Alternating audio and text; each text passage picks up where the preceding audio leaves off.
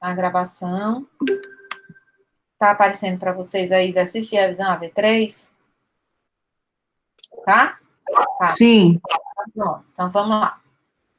Depois da aula, eu disponibilizo esse mesmo exercício aqui em PDF para vocês, tá certo?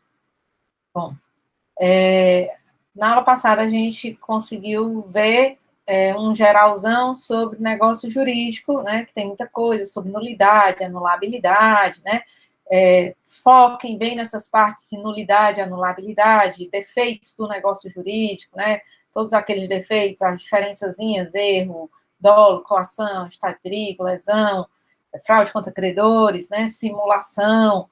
Então, isso aí é uma das partes que se mais aborda quando a gente trata de negócio jurídico, né?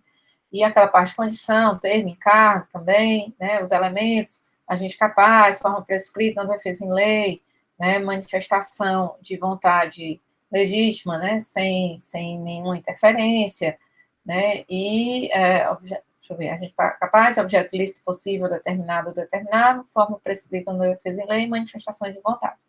Então, hoje a gente vai dar seguimento, né? Iniciando por atos ilícitos, né? São menos questões, né? Para a gente ver hoje, né? E eu fiz uma outra sistemática para a gente conseguir pensar um pouquinho sem ver a resposta logo, né? Então, vamos nós aqui. Tá um tamanho bom ou quer que aumente a tela? Tá um tamanho bom? Então, vamos lá.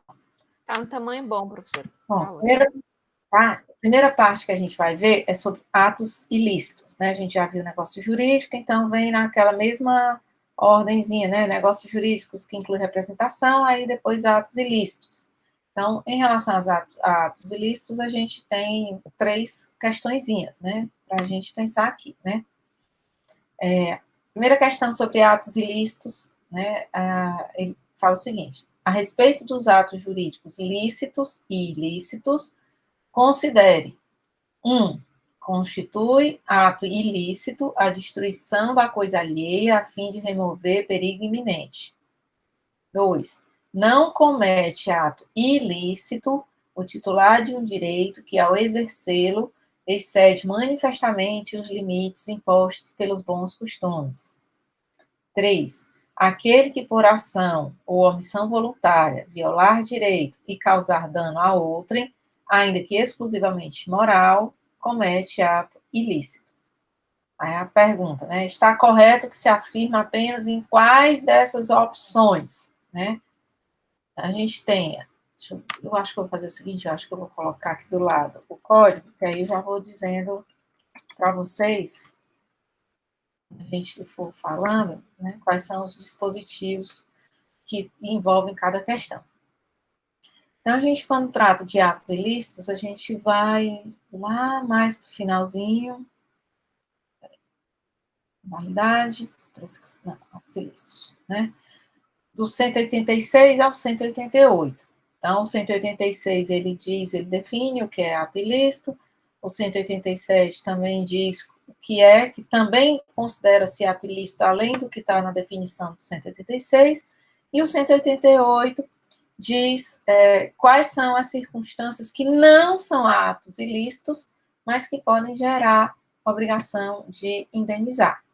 Então, quando a gente começa aí, constitui ato ilícito a destruição da coisa alheia a fim de remover perigo iminente. Aí a gente pergunta, se você vem dirigindo um carro e você bate no muro para evitar de atropelar uma criança, isso é considerado um ato ilícito, né? E todas as vezes que a gente for ler, a gente tem que prestar muita atenção.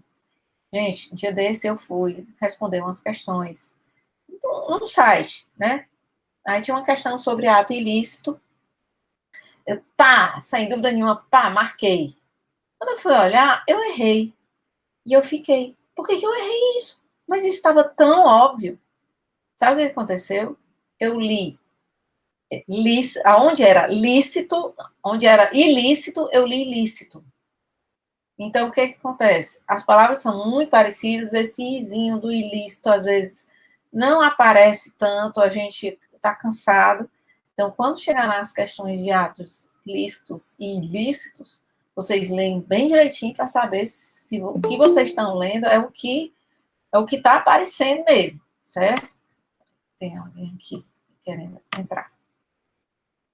Um instante. Pronto. Bom, então, constitui ato ilícito a destruição da coisa alheia a fim de remover perigo iminente. 2. Não comete ato ilícito. Se não comete ato ilícito, é porque é lícito, né? O titular de um direito que, ao exercê-lo, excede manifestamente os limites impostos pelos bons costumes.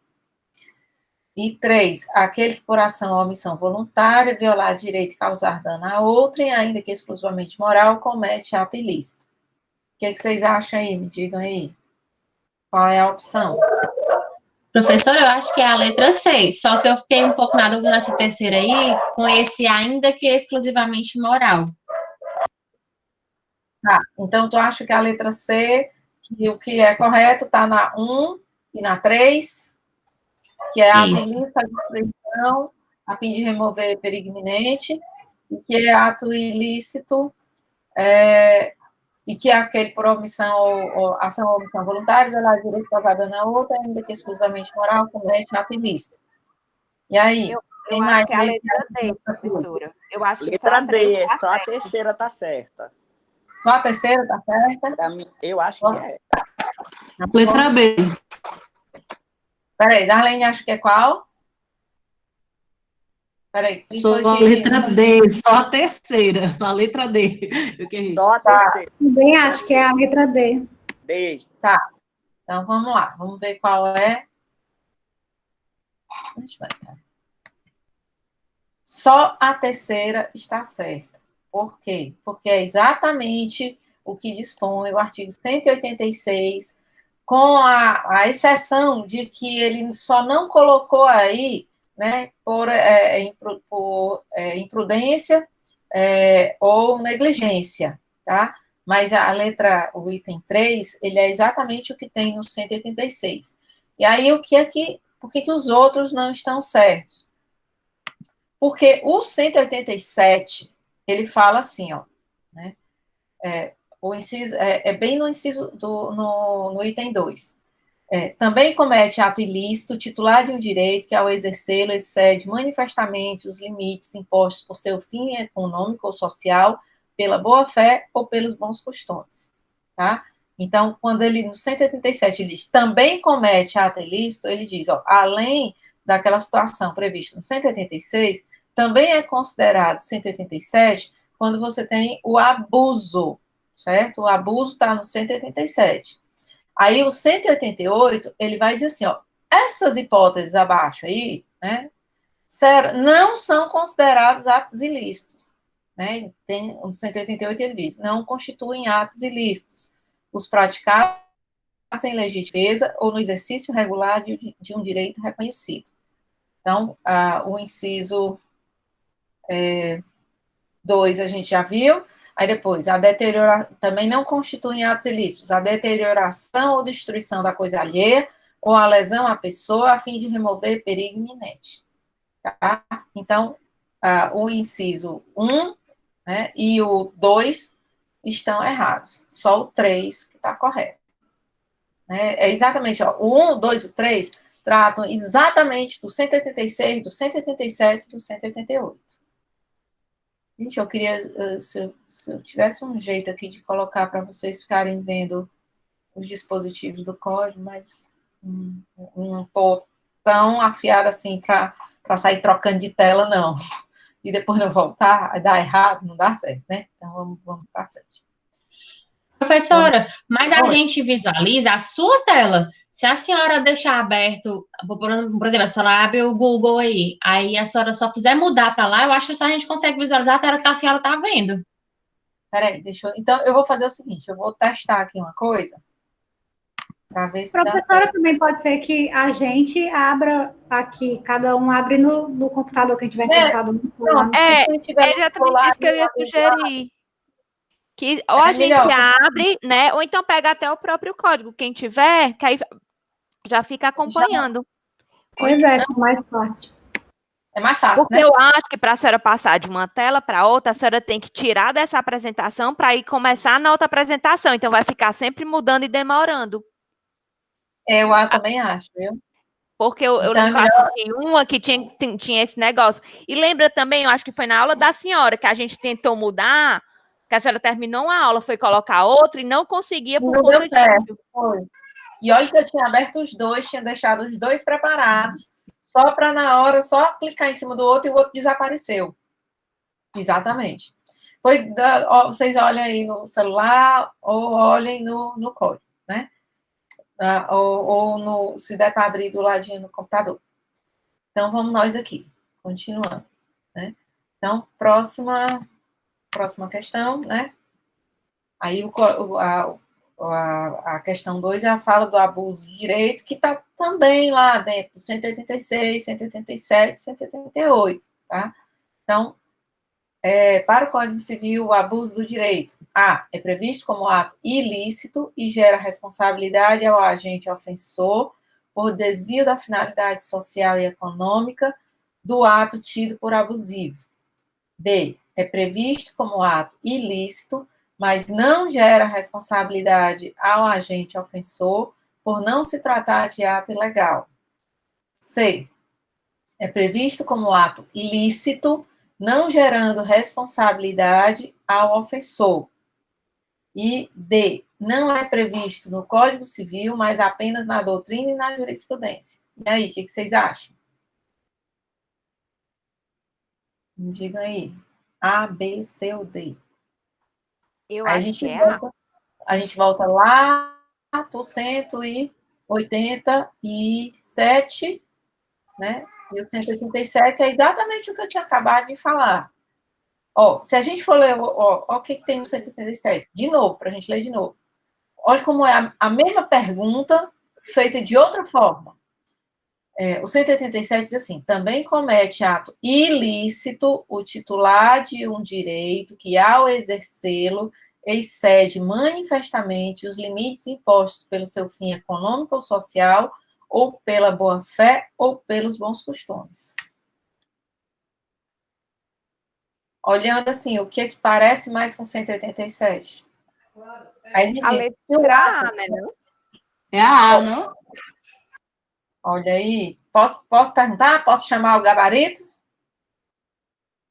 Ou tem alguém que queira dar mais algum palpite? Pode. Bom, por mim pode. Pode? Então vamos lá. Vamos lá. Por que é o A? O A está exatamente no 187. É previsto como ato ilícito, né? Quando ele diz também comete ato ilícito, e gera responsabilidade, porque é uma condição do ato ilícito gerar responsabilidade. Ele não gera direito, ele só gera responsabilidade ao agente ofensor, né? Chama-se o agente ofensor a responsabilidade. Ele vai ter que pagar, ele vai ter que indenizar, ele vai ter que reparar por aquilo que ele fez, né? Quando, né, é previsto como ato ilícito, gera responsabilidade ao agente ofensor por desvio de finalidade social e econômica do ato tido por abusivo. Então, quando eu digo que excede manifestamente os limites impostos pelo seu fim econômico ou social, pela boa-fé ou pelos bons costumes, eu estou chamando isso aí de um ato abusivo, que vai além do que ele foi, para o que ele foi concebido, tá? Então, aquela pessoa que, ao exercer um direito, né, é aquela história, eu tenho o direito de propriedade, posso fazer festa na minha casa? Posso fazer festa na minha casa, mas eu posso fazer festa de modo que o meu vizinho não consiga dormir por conta do volume da minha festa, do barulho da minha festa? Esse meu direito de propriedade, que inclui o direito de fazer festa dentro da minha casa, né, ele acaba sendo abusado. Eu estou usando além da função dele, além do uso normal dele. Então, eu tenho um uso abusivo, né? Quando você abusa, você usa além do que ele foi, do que aquele direito foi concebido. E aí, o restante, né, é errado porque, né, o abuso do direito, ele é previsto como ato ilícito, mas ele gera responsabilidade. Então, essa parte final está errada, né? e, portanto, por não se tratar de ato ilegal. Aí a gente teria quase que uma tautologia, né? Que é você dizer, o ilícito é ilícito porque é contrário à lei. É a mesma coisa que você dizer assim, eu não estou com sono, não, eu não estou com sono, né? Porque eu estou elétrico, porque eu estou acordado. Eu não estou com sono porque eu estou acordado. É a mesma coisa. Bom, e o item C é previsto como ato lícito? Não. O ato abusivo, em qualquer circunstância, ele sempre vai buscar a responsabilidade de alguém. Então, ele é previsto como um ato lícito e ele vai gerar responsabilidade, ele não é previsto como ato lícito e ele vai gerar uma responsabilidade ao ofensor. E ele está previsto, sim, no Código Civil, né? Não é só uma construção doutrinária ou jurisprudencial. Então, vamos para a próxima questão, né? Aí a gente vem aqui, as mesmas perguntas, praticamente, sobre atos ilícitos, porque são 3 dispositivozinhos, né? Só a questão de como se pergunta. No que se refere aos atos ilícitos, assinale a alternativa correta. A. Aquele que, por ação ou omissão voluntária, negligência ou imprudência, violar direito e causar dano a outrem, exceto se exclusivamente moral, comete ato ilícito. B. O ato praticado no exercício regular de um direito, por regra, é ilícito. C. O ato praticado em legítima defesa, em regra, constitui um ato ilícito. E D. Comete ato ilícito o titular de um direito que, ao exercê-lo, excede manifestamente os limites impostos pelo seu fim econômico ou social, pela boa-fé ou pelos bons costumes. O que vocês acham aí? A gente voltou exatamente para onde a gente estava. D de dado. D de dada. Ei, Então, vamos ver. Vou abrir aqui a resposta. Pode ser? Vai. Vamos lá. Pode. D de dado, né? Então, onde é que está o erro A? O A, ele está certo, ó. Até quando tem outrem, dano a outrem. Aquele que por ação ou omissão voluntária, negligência ou imprudência, violar direito e causar dano a outrem, tá certo, até aí. Aí quando ele diz, exceto se exclusivamente moral, o exceto você está tirando, né? Você está dizendo, a exceção, a não ser que seja exclusivamente moral. Mas o artigo 186, ele é inclusivo. Ele diz, ainda que exclusivamente moral. Ou seja, sendo moral, sendo material, o dano é considerado, esse tipo de conduta, um ato ilícito, né?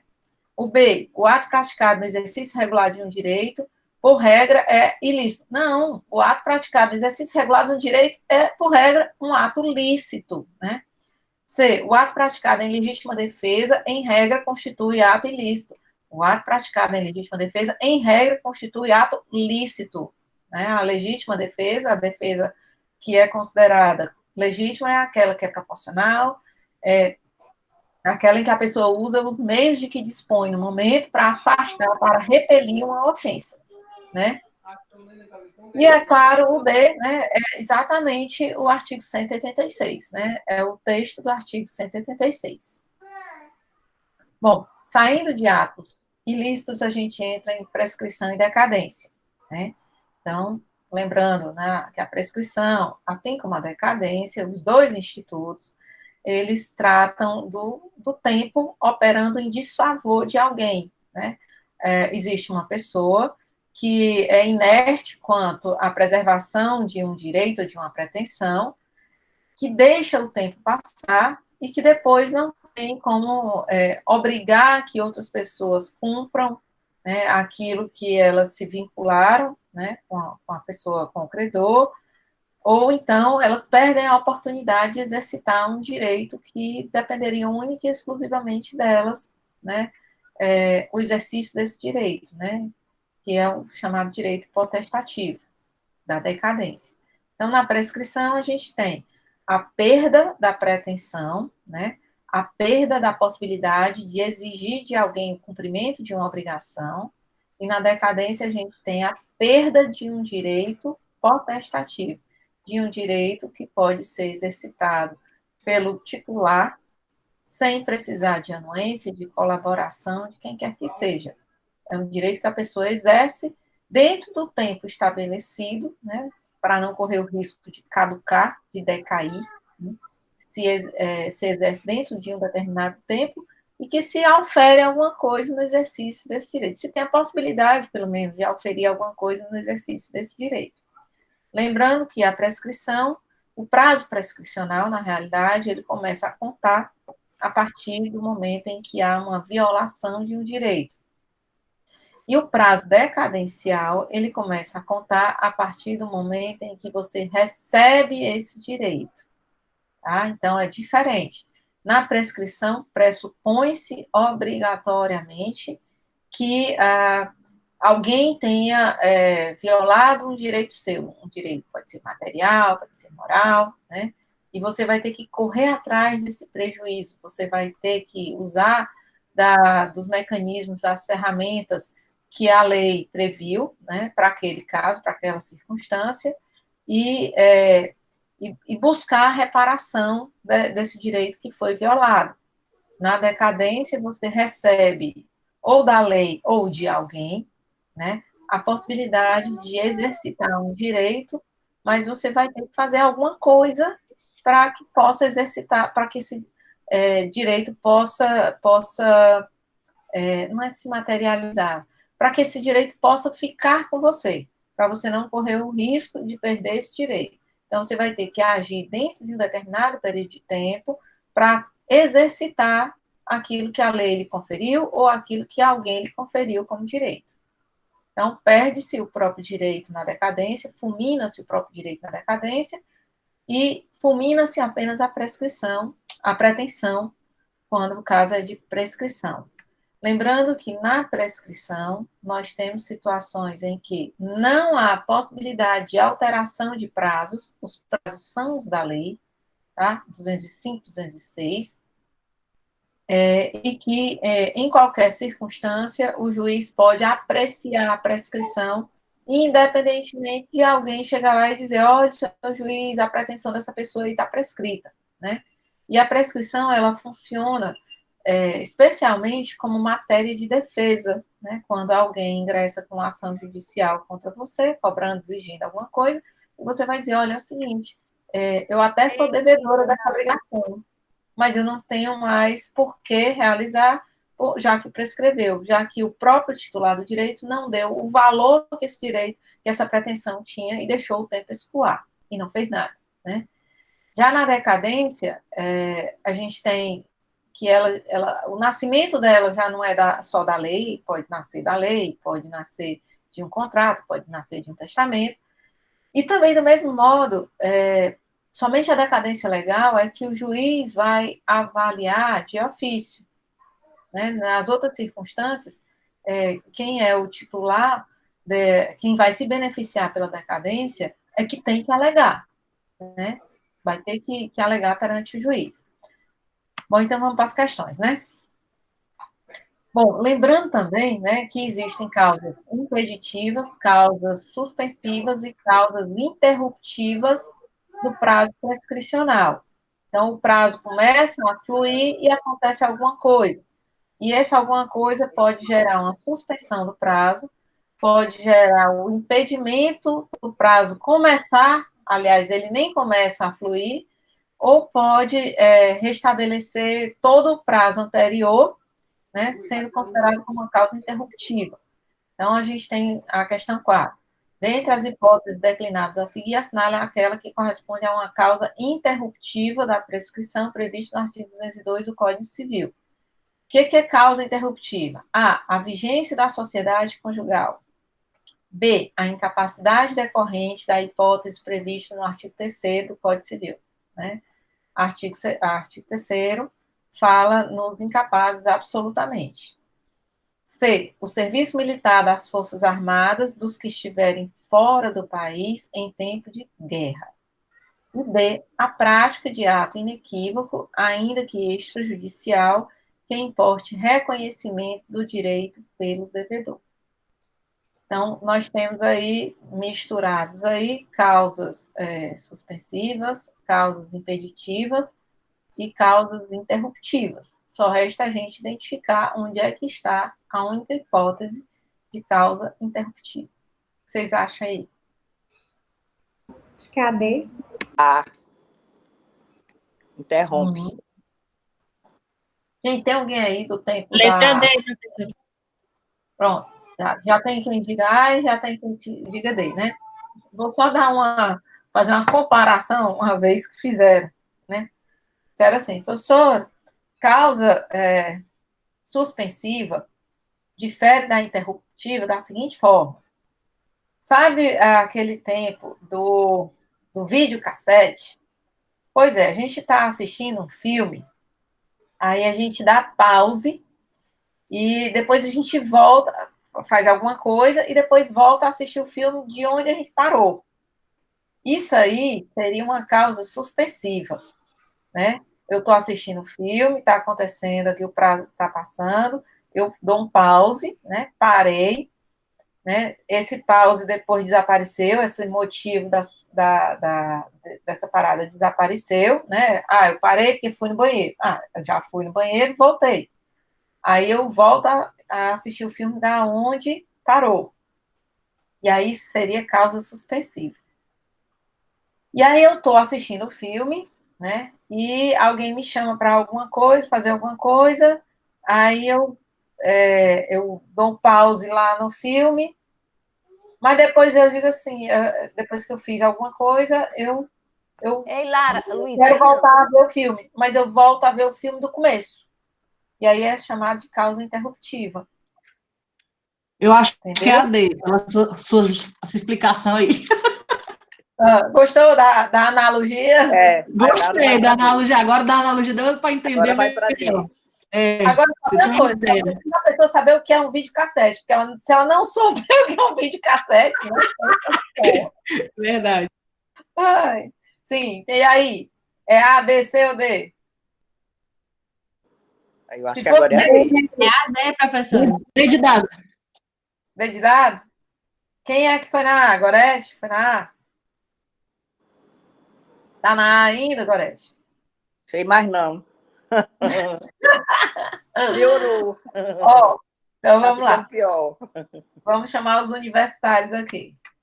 D de dado, tá? Então, a hipótese A, ela muitas vezes ela pode ser uma causa impeditiva ou uma causa suspensiva. Se o casal já é casado, né, e acontece a violação do direito de um cônjuge em relação a outro, essa causa é impeditiva. O prazo prescricional nem se mexe, nem começa a passar. Aí a gente tem uma causa impeditiva. Mas vamos dizer que aconteceu a violação do direito e depois aconteceu posteriormente o casamento. Aí o prazo começou a passar, mas suspendeu, parou, né, por conta do casamento, né? Eu dei o pause no videocassete e depois do divórcio eu quis terminar de ver o filme, entendeu? Então o filme termina porque suspendeu e eu sigo da onde suspendeu. Mas suspendeu, faltava 2 dias para terminar meu prazo prescricional. Então, quando sair o seu divórcio, você só tem 2 dias para tomar as medidas necessárias, né? Aí, item B, né? O item B fala nos agentes, nas pessoas absolutamente incapazes, e, portanto, a incapacidade absoluta, ela tem uma prerrogativa, né? Se for para o tempo passar para favorecer o incapaz, ele passa. Se for para o tempo parar para favorecer o incapaz, ele para. Então, portanto, é uma causa impeditiva enquanto a pessoa for absolutamente incapaz. E é uma causa suspensiva se houver uma incapacidade superveniente. Né? E que se essa incapacidade superveniente desaparecer, né, que hoje em dia a gente só tem de incapaz mesmo menor de 16 anos. Então, em algum momento, essa causa de incapacidade absoluta, ela vai desaparecer. né? A pessoa vai chegar aos 16 anos. Não tem como a pessoa sair dos 12 para chegar nos 18 sem passar pelos 16. Então, enquanto durar essa incapacidade absoluta, a gente pode ter uma causa de impeditiva do prazo prescricional correr. O serviço militar, pela relevância e para que a pessoa não fique preocupada, para que o servidor militar que esteja fora do país em tempo de guerra fique preocupado com o que ele está perdendo aqui, com o que ele deveria estar fazendo e não vai poder fazer, e os prejuízos que ele vai ter em decorrência desse tempo vai passar, né?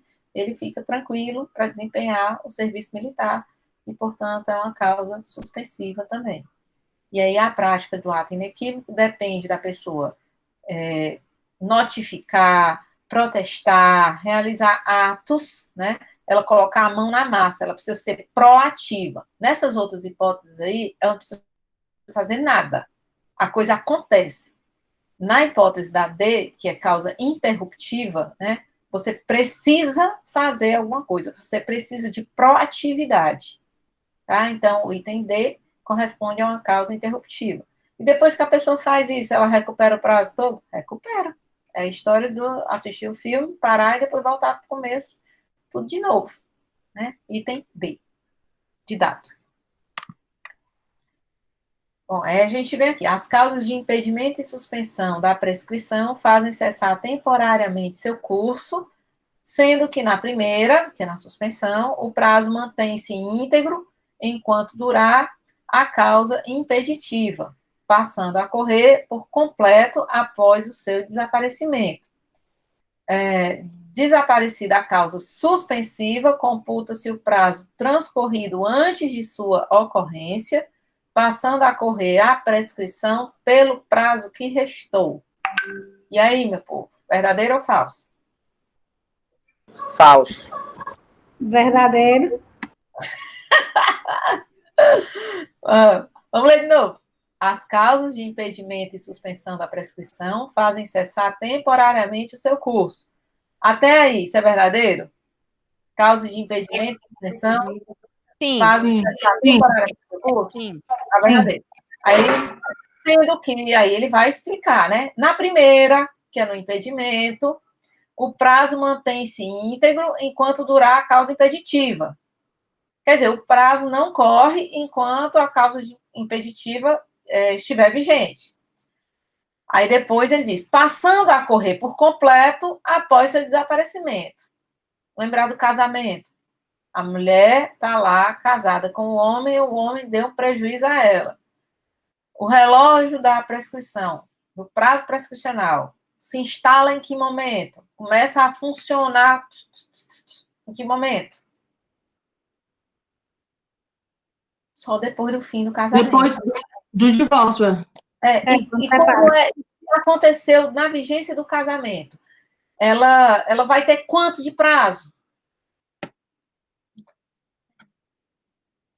O que, professora? Perguntei de novo.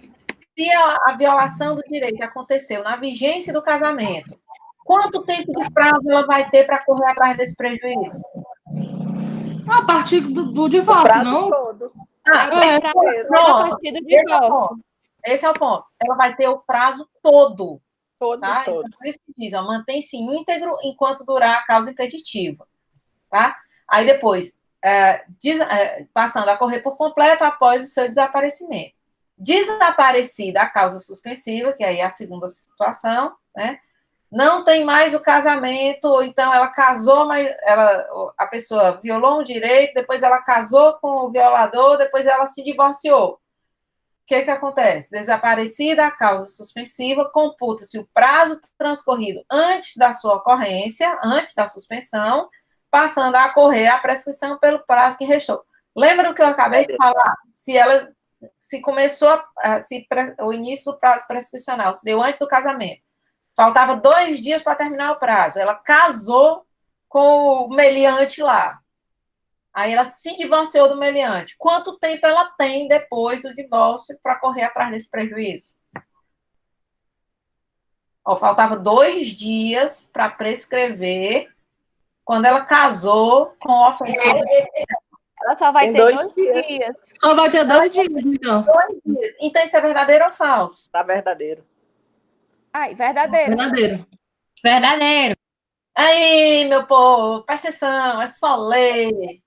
Ó, tudo isso que eu tinha dito antes é exatamente o que está aqui. É só vocês lembrarem. Professora, Hum. por que a senhora não, a gente não combina da senhora ler a prova pra gente? Porque quando a senhora lê é diferente. Eu vou ler a prova para vocês. No dia da prova, aí eu vou ler as questões, é isso? Hein, Rafa? Professora, dizer, lê a questão para explicar assim a questão. Verdade, professora. Rapaz, olha vocês. Olha, aluno é um bicho que não se emenda. Meu Deus do céu. Gente, olha, primeiro, não dá, eu não posso ler, porque vocês não vão poder ficar com várias janelas abertas. Entendeu? É isso. Então, não tenho nem como ler a questão para vocês. A senhora Porque eu grava, professora. É ótimo, né? Inclusive, aí depois vocês são os primeiros a mandar lá para a coordenação, né? Vocês são doidos, né, meu povo? Mas olha, vocês têm cada proposta. Olha, depois da proposta do rinoceronte, lá da proposta indecente, essa daí, viu? Foi boa, viu? Mas valeu. Professora, Eu lê a questão, não pode. Lê a questão, é só ler. É porque o jeito que a senhora lê é diferente. É impressionante. É impressionante, né? Não, Rafa, não posso, não. Não vou poder, não posso ler a questão para vocês, não. Infelizmente. E assim, eu acho que na revisão de hoje vai ter algumas coisas que vocês vão se lembrar na hora da prova, entendeu? Vai ser bom, a revisão de hoje vai ser boa. Mas vamos para frente, senão não dá tempo. A gente ainda tem mais umas 4 questões, né? Vamos nós aqui. Deu para entender essa daqui? Deu? Então, bora. Vamos lá. Considere a seguinte hipótese. Através de acordo judicial devidamente homologado, ficou estabelecido que Caio pagaria alimentos ao filho Lucas com 3 anos de idade. Porém, passou-se 1 ano e Caio não pagou nenhuma prestação.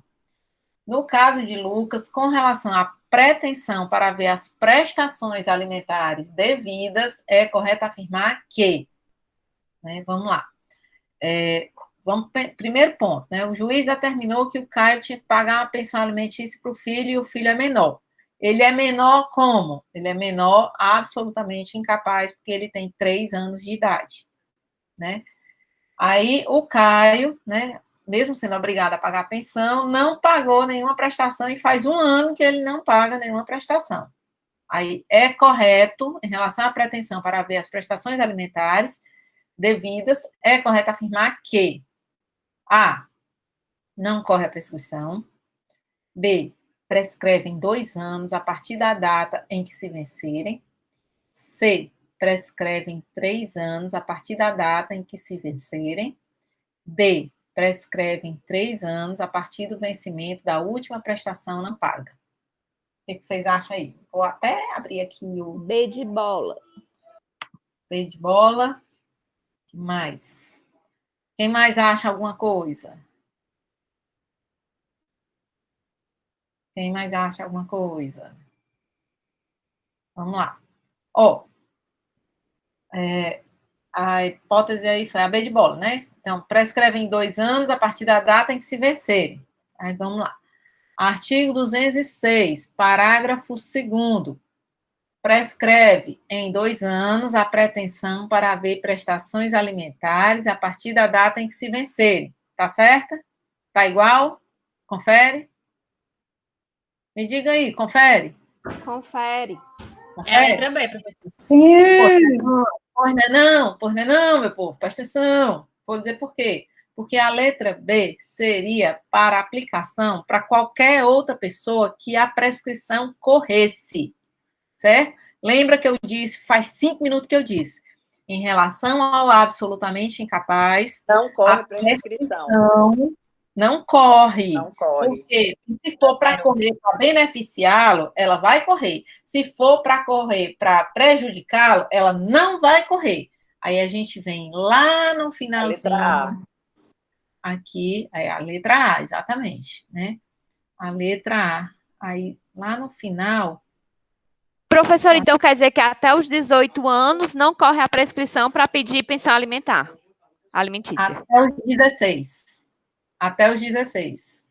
Ah, tem os Porque relativamente, corre, né? os relativamente incapazes, na realidade, tinha uma previsão no Código de 2002 para o relativamente incapaz, mas foi revogado, entendeu? Então, ficou no limbo e o que se entendeu é que até os 16 anos, né, a prescrição não corre. A partir dos 16 anos é que a prescrição passa a correr. Então, deixa eu ver aqui, deixa eu achar aqui. Deixa eu ver aqui. Deixa eu ver aqui. Cadê, meu povo? Eu acho essa uma casca de banana. 199. 199. Mas, gente, olha, é extremamente fácil, porque é só observar quem é a pessoa que é o titular do direito, né? Quem é essa pessoa? É o Lucas, de 3 anos de idade. A prescrição não vai prejudicá-lo de forma nenhuma. Então, artigo 199, né? 198, na verdade. Também não corre a prescrição. 1. Contra os incapazes de que trata o artigo 3º. Também não corre a prescrição contra os ausentes do país em serviço público da União, dos Estados ou do município e contra os que se acharem servindo nas Forças Armadas em tempo de guerra. Aí, 199, né?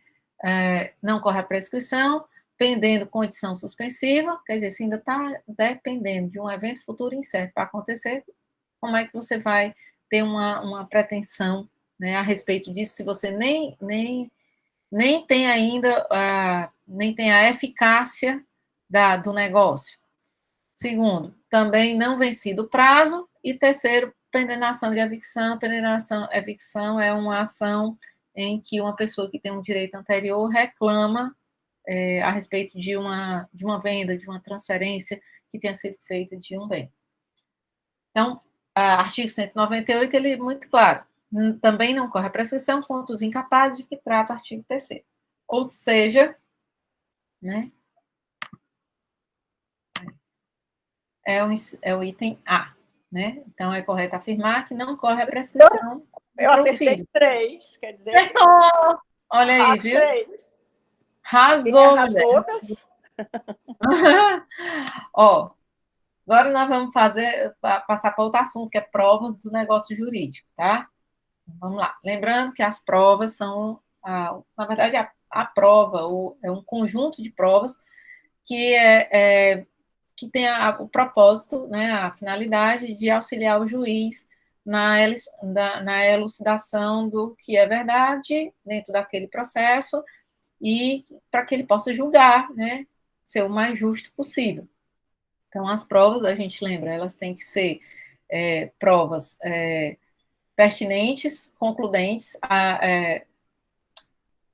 meu Deus do céu, são provas lícitas, pertinentes e concludentes, tá? Então, as provas, elas precisam, primeiro, não recair sobre aquele meio de prova nenhuma proibição para que ela possa ser utilizada. Ela tem que ser uma prova adequada para demonstrar aquilo que se pretende demonstrar. Se eu estou falando numa situação que envolve uma fraude contábil, a prova, por exemplo, documental pode servir, como a prova da perícia contábil pode servir para aclarar, né, a situação e demonstrar para o juiz que realmente aconteceu aquela fraude contábil ou que não aconteceu, né? Então, ela tem que ser pertinente. E ela tem que ser concludente, ela tem que ajudar o juiz. Ela não serve só para estar ali, vamos dizer assim, sem função. Ela tem uma função de esclarecer. Então, prova que não esclarece nada não é prova, né? Pode estar lá dentro do processo, a pessoa pode chamar do que quiser, mas se o juiz achar que ela não tem nenhum valor probatório, então ela não vai ser utilizada no convencimento do juiz. Vamos lá. Questão sobre provas uma questãozinha prática, né? Joana propõe ação de indenização por danos morais contra a Amanda. Joana arrola como testemunha André, com 17 anos de idade, Eduardo, seu marido, e Paulo, que é notoriamente inimigo capital de Amanda. Já Amanda arrola Arthur, seu tio, e Cláudia, sua amiga íntima, há muitos anos. Diante do exposto, quais testemunhas poderão ser admitidas? Então, a prova testemunhal, nesse caso, ela tem algumas restrições, né? Não é todo mundo que pode testemunhar num processo. Por quê? Porque, às vezes, numa determinada situação, né, lembrando que o artigo 212, de forma exemplificativa, trata da confissão, documento, testemunha, presunção e perícia. Dentro da prova testemunhal, né, a gente tem o seguinte: algumas pessoas não podem, não são consideradas aptas a testemunhar porque elas podem pender para um lado ou para o outro, né? Ou querer o melhor para alguém ou querer o pior para alguém, né? A testemunha tem muito disso. E aí o legislador, ele diz, né, quem são as pessoas que podem ser utilizadas como testemunhas. Então, vamos lá. Quem que vocês acham que é? Só o André. Eu acho que é só o André, professora. Letra D. Arthur e André? Hã? Tu acha que quem? O Arthur e o André ou apenas o André? Só o André. Eu acho que é. Só o André. Não tem. Então, a Joana e a Lei dada. estão com uma questão aí, né? Aí a Joana arrola como testemunho o André, que tem 17 anos de idade. Aí a gente pensa, será que o menor com 17 anos de idade pode ser testemunha? Aí, primeiro ponto, né? Aí depois ela arrola o Eduardo, que é marido dela, e o Paulo, que é inimigo capital da Amanda. Das testemunhas da Joana, eu já tenho o seguinte: o Eduardo, que é marido, e o Paulo, que é inimigo capital da outra, já não seriam testemunhas confiáveis, né? Aí a gente tem lá do outro lado, a Amanda vai arrolar o Arthur, que é tio dela, e a Cláudia, que é amiga íntima, cocó e trança, quase madrinha do menino dela. Aí, do lado da Joana, a gente já entendeu que o André, com 17 anos, é o único que não parece suspeito, né? Não tem impedimento. E do lado da Amanda, a gente tem que a Cláudia, amiga íntima, não vai poder testemunhar. Artigo 228 do Código Civil. Não podem ser admitidos como testemunhas. 1. Os menores de 16 anos. Ou seja, olhando aí, a gente já vê que o André, que tem 17, pode ser testemunha. Não podem ser admitidos como testemunha. Inciso 4º, já que o segundo e o terceiro foram revogados, né? O interessado no litígio, o amigo íntimo ou o inimigo capital das partes. Aí a gente já tira desse lado aí tem mais o Paulo, que é notoriamente inimigo, né, e a Cláudia, que é amiga íntima. Por enquanto, a gente tem aí o André, com 17 anos, e o Eduardo, né, e o Arthur. Aí vamos mais para frente. Também não podem ser admitidos como testemunhas. Inciso 5º, os cônjuges, os ascendentes, os descendentes e os colaterais até o 3º grau de alguma das partes por consanguinidade ou afinidade. Ou seja, de parente, né, não pode. Cônjuge não é parente, tá? Então, não pode nem o cônjuge, então o Eduardo já está fora aí, não pode nenhum parente que seja ascendente ou descendente, quer dizer, nem pai, nem mãe, nem avô, nem avó, nem filho, nem neto, nem bisneto. E não podem também os colaterais até o 3º grau, seja ele por consanguinidade ou afinidade, seja ele da sua própria família ou da família do seu cônjuge, que é a afinidade, né? Então, 3º grau colateral, a gente chega no tio. Então, o Arthur também está fora. Então, a gente tem aí, sobrou só mesmo quem? Só o André. Porque o artigo 228, ele diz quem são as pessoas que não podem ser testemunhas de jeito nenhum. Aí, onde é que eu quero chegar? Inciso 2, inciso 3, que foram revogados pelo Estatuto da Pessoa com Deficiência, passaram a dizer que aquelas pessoas que, por exemplo, né, esses três não, desculpe, parágrafo 2º, tá? Ele diz assim, a pessoa com deficiência poderá testemunhar em igualdade de condições com as demais pessoas, sendo-lhe assegurados todos os recursos de tecnologia assistiva. O que significa? Lá no inciso 2, no inciso 3, se tratava de restrições a pessoas que tivessem, por exemplo, deficiência visual, deficiência auditiva. Então, dizia que os cegos e os surdos não poderiam testemunhar,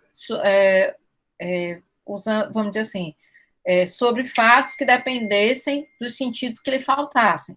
Aí é onde o parágrafo 2º vai e diz, que a pessoa com deficiência poderá testemunhar a igualdade de condições com as demais pessoas, sendo-lhes assegurados todos os recursos de tecnologia assistiva.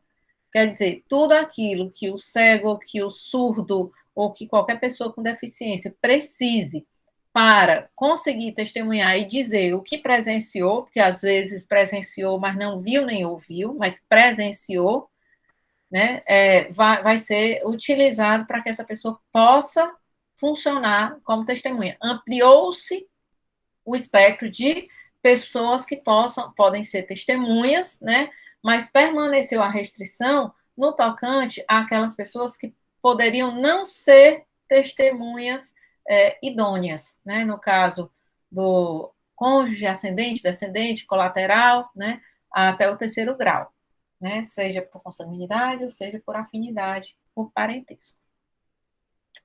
Vamos lá. Bom, no tocante à prova de confissão, né, a confissão é irrevogável, mas pode ser declarada nula se decorrente de erro de fato ou de coação. E aí? O que vocês acham? Verdadeiro ou falso? Falso. Verdadeiro. A confissão é irrevogável. Vamos procurar. Eu acho que é falso, acho que eu sou do contra hoje. Peraí, deixa eu achar aqui. Pronto. Artigo 214, tá? A confissão é irrevogável, mas pode ser anulada se decorreu de erro de fato ou de coação. E é a mesma coisa? É verdadeiro. Aqui, eu vou ler o 214, tá? A confissão é irrevogável, mas pode ser anulada se decorreu de erro de fato ou de coação. É falso. Por quê? Professora, Porque declaração... no código fala que pode ser anulada, e aqui ele diz que ela pode ser declarada nula. Acho que tem Tem diferença. diferença? Pois Tem é, diferença? Nulidade é diferente de anulabilidade? É. E aí? Eu não sei. Se fosse anulabilidade é anulável, professora? É. Ah, então tem diferença. Porque eu sei que tem diferença entre nulo e anulável, entendeu? Então, se nulidade é para nulo e anulabilidade para anulável, então tem diferença.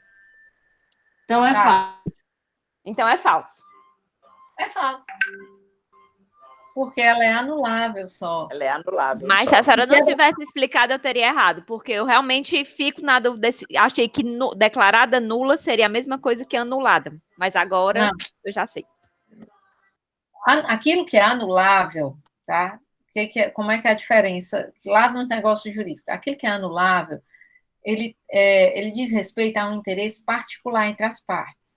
Tá? Então, assim, aquilo que é anulável depende de alguém se incomodar e querer promover a ação dentro do prazo especificado para obter a anulação daquele negócio. Aquilo que é nulo será nulo até a eternidade, porque foi feito contra uma norma. Então, na hora em que eu tenho algo que é nulo, eu tenho uma ofensa algo muito maior do que o interesse meramente particular dos envolvidos. Então, por isso que a nulidade, ela não tem remédio, entendeu? Ela não convalesce nem pela vontade das partes e nem pelo decurso do tempo. Então, ela pode passar 200 anos, aquilo que é nulo será nulo em qualquer situação. Vocês terem uma ideia, ó, um casamento nulo. A pessoa casou, o irmão casou com a irmã, mas não sabiam que eram irmãos. Aí, o casal casou, se separou, se divorciou, né? O casal já está divorciado. E aí descobre que é irmão com irmã. Mesmo já estando divorciado, o casamento deles é nulo, tá? E aí acarreta tudo para frente, né? Então, o casamento é nulo, o divórcio é nulo, porque nunca poderia ter acontecido. Então, veja a diferença, vamos dizer, do porte, do que é uma nulidade, vamos dizer assim, a motivação é diferente, o tamanho do rombo que se faz no negócio é diferente, entendeu? Então, a anulabilidade é algo que pode ser consertado. Você vai lá com uma linhazinha, uma agulha e conserta. A nulidade é um tecido que foi uma bala de canhão que pegou no meio e que não tem jeito, entendeu? É bem por aí. Ou seja, joga no mato, rebola no mato, como diz o cearense, né? O pano, porque não tem jeito. Essa, basicamente, é nulidade e anulabilidade. Vamos lá. Mais ou menos hipóteses de questões dissertativas para que vocês possam ter uma ideia de o que pode cair, né? Então, a gente vai lá. Acerca dos meios de prova admitidos para demonstrar um ato ou um negócio jurídico, explicite de que modo o Código Civil de 2002 dispôs sobre a confissão, abordando, inclusive, a teoria dos frutos da árvore envenenada, né? Lembra que a confissão é aquilo que a pessoa aceitou, acatou sobre o que o outro disse, é concordar com o que o outro alegou. Então, se eu confesso que estou devendo, eu estou concordando que quem está me cobrando tem razão. Eu estou devendo porque eu não paguei. Bom, aí o primeiro ponto é: posso ter uma confissão obtida de forma ilícita mediante violência? A confissão de alguém será válida se ela for obtida por uma violência, por uma tortura, né? Não posso, né? Então, a confissão, ela tem que ser livre, tem que ser espontânea. E o que tem a ver com a teoria dos frutos da árvore envenenada? A teoria dos frutos da árvore envenenada diz que aquela prova que foi obtida de forma ilícita não vai poder ser utilizada. Por quê? Porque ela se torna ilícita quando ela é colhida ilicitamente. Então, a árvore que está envenenada, ela envenena também o fruto. A árvore é o meio e o fruto é a prova. Então, o meio de prova tem que ser lícito para que a prova seja lícita e possa ser utilizada para demonstrar o que se pretende. Tá? Então, nesse ponto. Talvez são duas coisas diferentes juntas dentro da mesma questão. Deu para entender, gente? E aí, meu povo, deu para entender? Não? Eu sempre Deu, professora. Aí, no caso, eu só confundi agora. A árvore são as provas? Ou os frutos são as provas? Árvore, o fruto é a prova, a árvore é o meio, é o método. Pronto, é o meio. Tá certo, tá certo. Entendeu? Então, o fruto depende da árvore, do meio da árvore para existir. Se a árvore estiver envenenada, o fruto também estará envenenado. Se o meio de prova utilizar, o meio de coleta dessa prova, ou de colheita dessa prova, tiver sido ilícito, né, mediante violência, então, essa prova obtida também ela tem a mesma qualidade, ela também será ilícita, né, que é quando tem lá no 214, né? 14. A confissão é irrevogável, mas pode ser anulada se decorrer de erro de fato ou de coação. Então, a coação não é admitida como um método legítimo para conseguir provas. E se essa prova foi conseguida mediante coação, essa prova ela é uma prova ilícita também. Tão ilícita quanto a coação. Aí, vamos lá na outra questão. Em ação de investigação de paternidade, foi comprovada a existência de um relacionamento amoroso entre o suposto pai e a mãe do autor. O autor é sempre a criança que está ingressando com a ação de investigação de paternidade. Todavia, o investigado, que é o suposto pai, recusou-se a realizar o exame de DNA, alegando que não iria fazer prova contra si e que esta decisão estava amparada na legislação vigente. Diante da recusa do investigado, o juiz da causa considerou a referida conduta como suficiente para suprir a prova que se pretendia obter com o exame de DNA. Então, a partir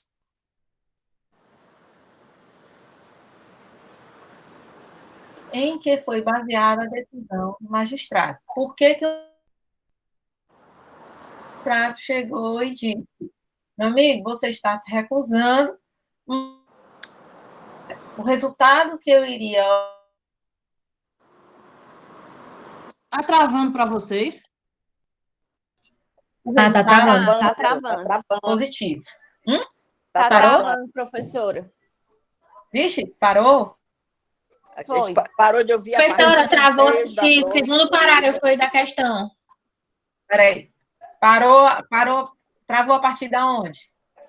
Do segundo parágrafo. A gente só conseguiu ouvir o enunciado, assim, né? Não ouve a partir dos meios. Então, a partir dos meios de prova admitidos em direito para demonstrar um ato, fato, negócios jurídicos, expliquem que foi baseada a decisão do magistrado. Aí a pergunta é, por que o magistrado, por que o juiz entendeu que não precisava mais de exame de DNA e que a recusa dele significaria aceitar, né, que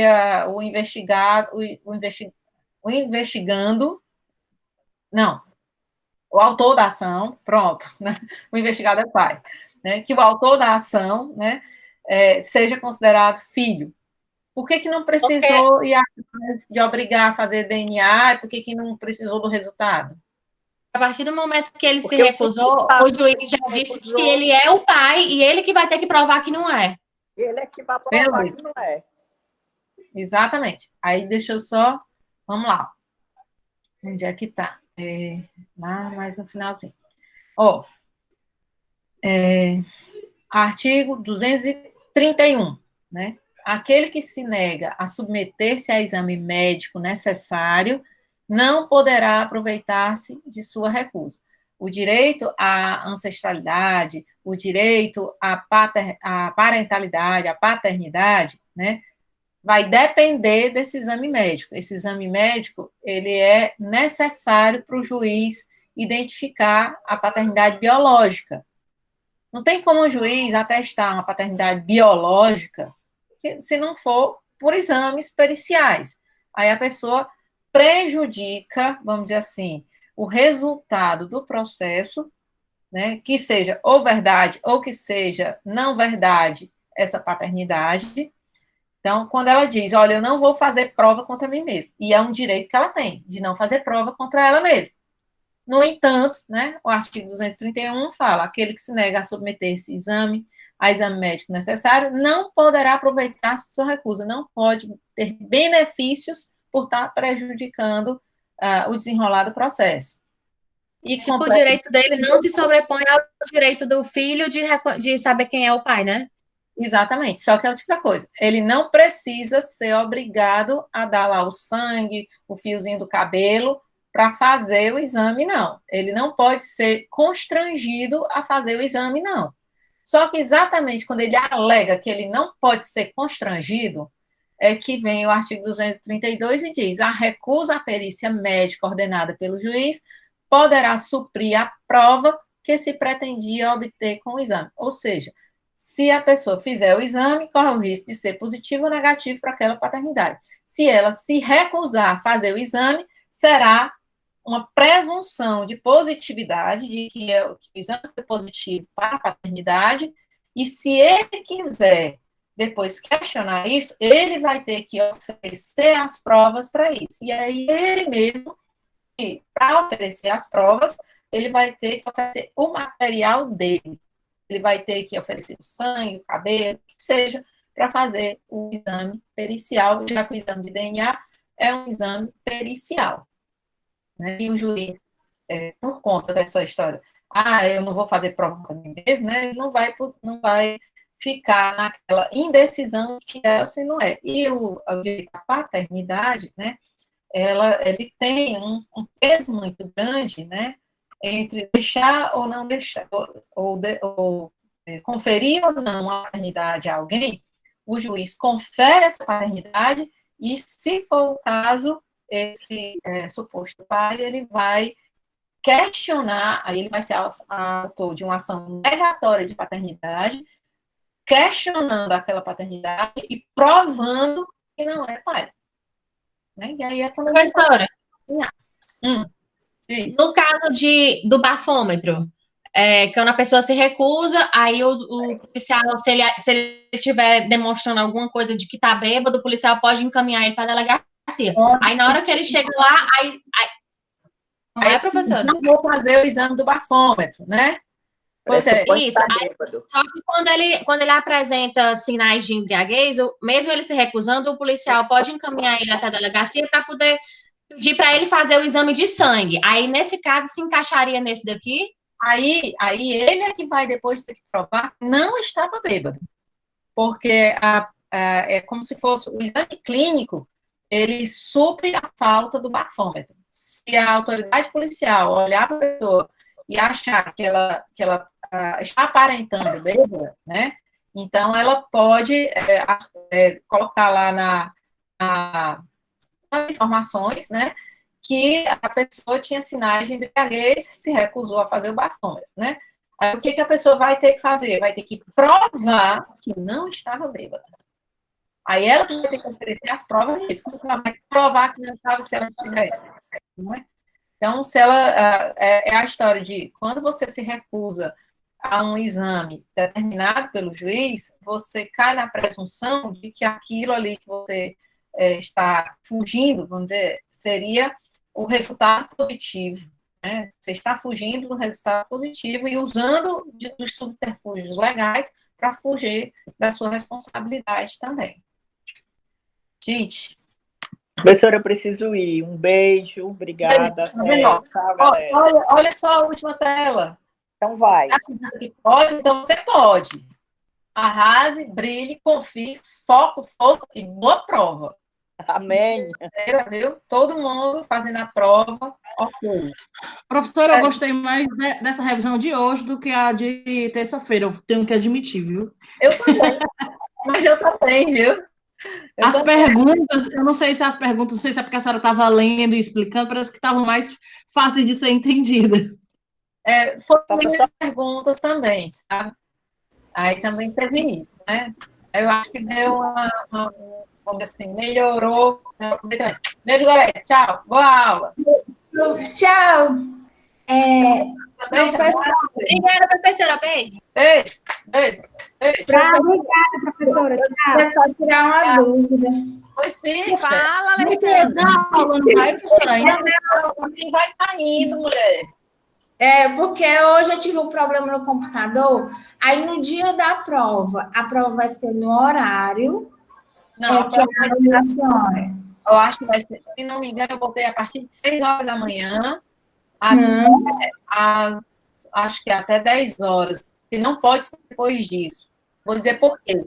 Porque quinta-feira, dia de terça e quinta, sei lá, tem 2 dias aí que faz uma manutenção no sistema, tem umas coisas que fazem e que normalmente acontecem após 10 horas da noite. Então, eu não quero isso, vocês estarem fazendo a prova e acontecer um revertério no sistema, entendeu? Isso que eu tive, porque hoje eu nem assisti a aula toda, eu vou assistir depois que a senhora mandar no grupo, porque eu tive um probleminha. Aí essa que era a minha dúvida. Aí, se der algum problema, eu posso recomeçar a prova, né? Eu não sei se recomeçar ou se de onde você parou. Porque você vai ter algumas questões, entendeu? Deixa eu dizer uma coisa. Nas provas EAD de avaliação, o que acontece? Quais as orientações que eles dão, né, na EAD? Eita, professor, ainda está gravando, né? Tá, mas quer que eu pare de gravar? Não, pode deixar. É só porque as meninas estão gritando aqui. Tá.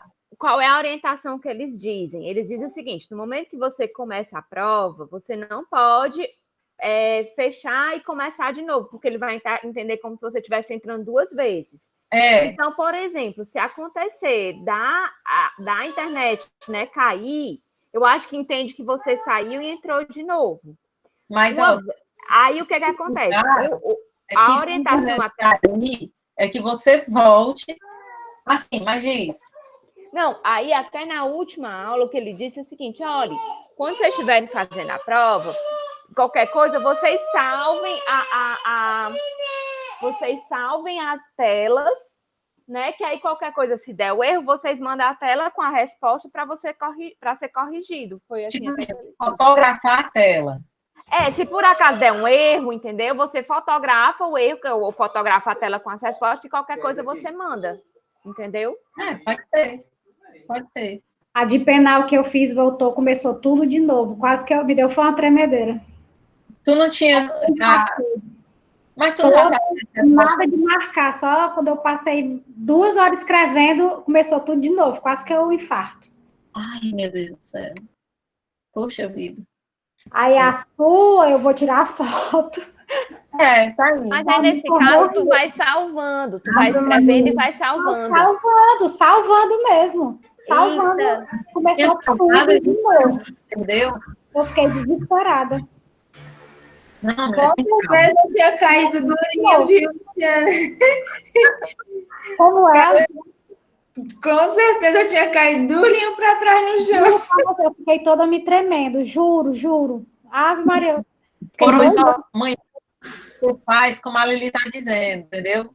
Tira foto das suas telas. Cada vez que você for fazer, você vai tirando a foto da tela. Aí como aconteceu? Porque nunca tinha acontecido. Eu faço EAD e nunca tive problema, só agora de penal. Aí, como agora eu tô com medo, a sua eu vou tirar foto. Professora, vai ter outra aula ainda? Não, vai não. Só depois da prova, no dia da prova, vocês têm o dia todinho para fazer a prova, certo? Aí, quando for no dia seguinte da prova, eu vou dar o feedback para vocês do que eu já corrigi, do que eu já vi, porque, assim, as questões objetivas a gente consegue saber logo, mas as dissertativas eu vou demorar um pouquinho mais para corrigir, eu vou ter que corrigir essas provas, vou ter uns 2 ou 3 dias para corrigir, porque até para corrigir no computador é pior, entendeu? Para fazer observações na prova é muito pior do que no papel, né? No papel é mais direto, mais rápido até. Então, na quinta-feira, a gente vai fazer a prova na terça, né? Na quinta-feira é a última aula, que é a aula do feedback, né? Que aí eu vou conversar com vocês para saber tudo de bom, de ruim, que pode melhorar, como é que a gente pode fazer. Ninguém sabe como é que vai ser esse semestre que vem, né? Não vai ter segunda chamada, né, professor? Não, porque é o dia todinho a prova. A prova fica disponível de 6 horas da manhã a 10 horas da noite. A pessoa tem o dia todinho para fazer, né? Mas, assim, façam, né? E aí, na quinta-feira, a gente tem a aula do feedback para poder conversar melhor sobre o que aconteceu, quais foram as dificuldades, porque é com base nisso aí que a gente pode fazer as reclamações sobre o sistema, sobre o semestre, né? De tudo que aconteceu. Ei, meu povo, parar de gravar aqui. Deixa eu ver aqui. É ver para melhorar, né, professora? Para melhorar no futuro.